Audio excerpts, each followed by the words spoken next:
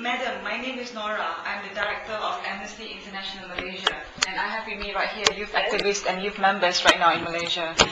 We have been trying to get you, and right now Amnesty International Australia is also listening in.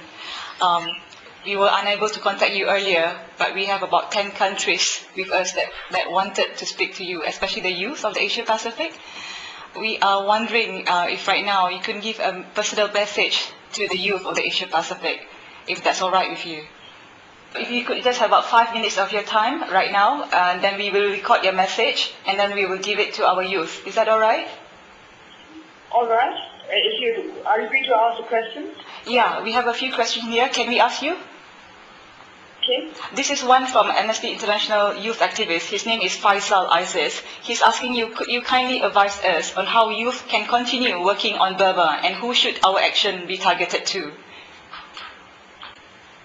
At the moment, what we would like our friends abroad, our young friends abroad to do, is to try to do everything we can to bring about the release of the remaining 2,200 political prisoners in Burma.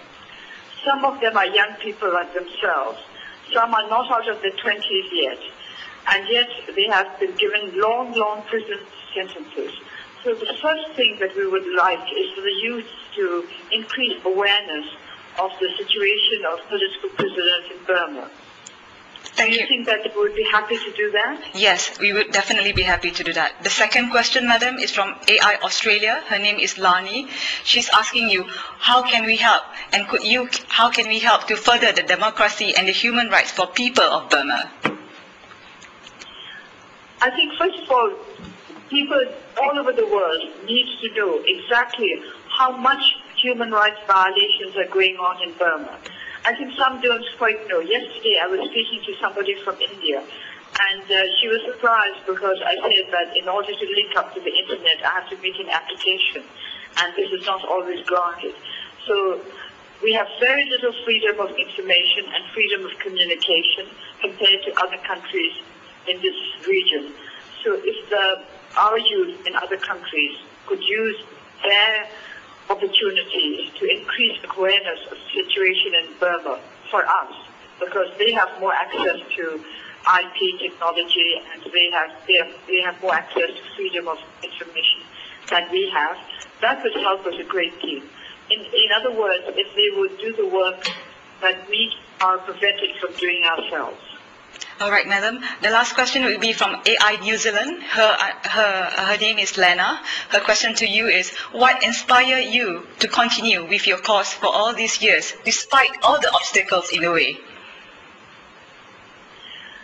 Well, I suppose this is really the lot of our people. When I look at what people are having to go through in this country, then I think that it's everybody's duty to do everything they can to change the situation.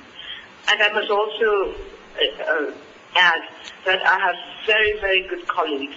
They've really been through so much, and yet they don't stop trying.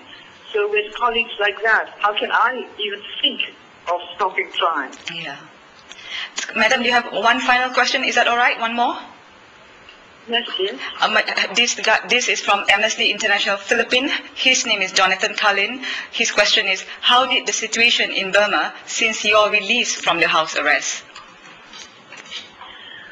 Well, at the moment, of course, I've only been free for about 10 days. What I've seen certainly is that there are a great many more youth involved in our democratic process than there used to be. There is a lot of enthusiasm on the part of young people, which I did not see 7 years ago.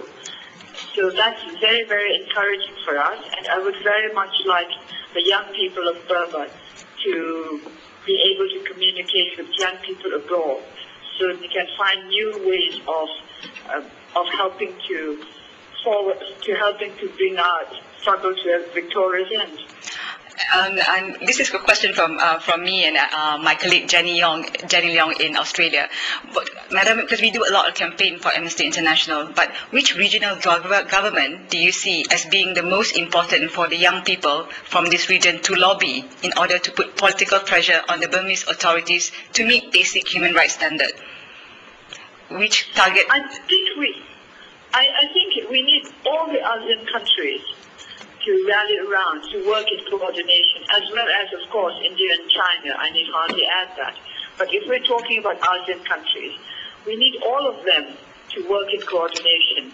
Thailand is important because it's a neighbor, and Singapore is important because it's an economic power.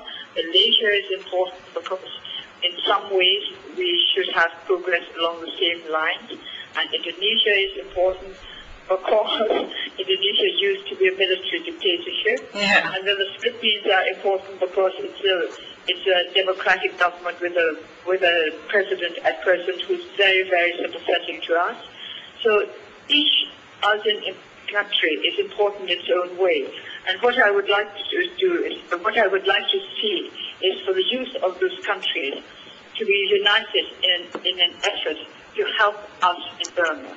Madam, thank you so much from Amnesty International Malaysia and Amnesty International Australia and all the youth network in the region and all the youth and who are really working hard for the release of Burma political prisoners and hoping that we will see a better future very, very soon. Thank you very much, Madam.